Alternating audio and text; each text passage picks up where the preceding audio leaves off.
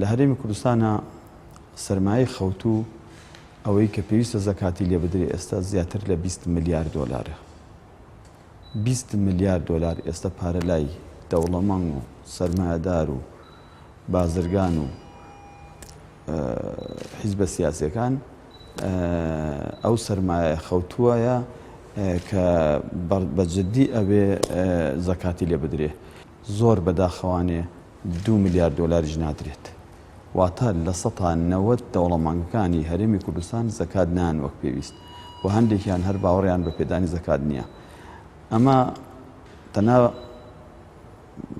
کێشەی تەنها کێشە نییە بۆ ئەوی ئێمە بڵێن بۆ دەوڵەمەندەکان زەکات نادەن.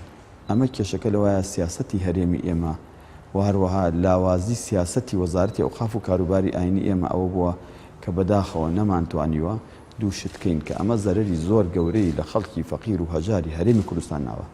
یەکێکیان فەرهەنگی خەڵک و دەوڵەمەندەکان ئاوێتەکەین لەگەڵ فەرهەنگی خەڵک و دەوڵەمەندەکانی وڵاتانی هاوشێوە لە کۆی هەموو ئەو دەوڵەمەندانی کە لەلای ئێمە تۆمارن لە کۆی هەموو سەرۆتمەندەکانی هەرێمی کوردستان بە ئەگەر بە ڕێژە دەریکەی لە 100 بۆ 8 ئەم دەوڵەمەندانە زەکات نادەن.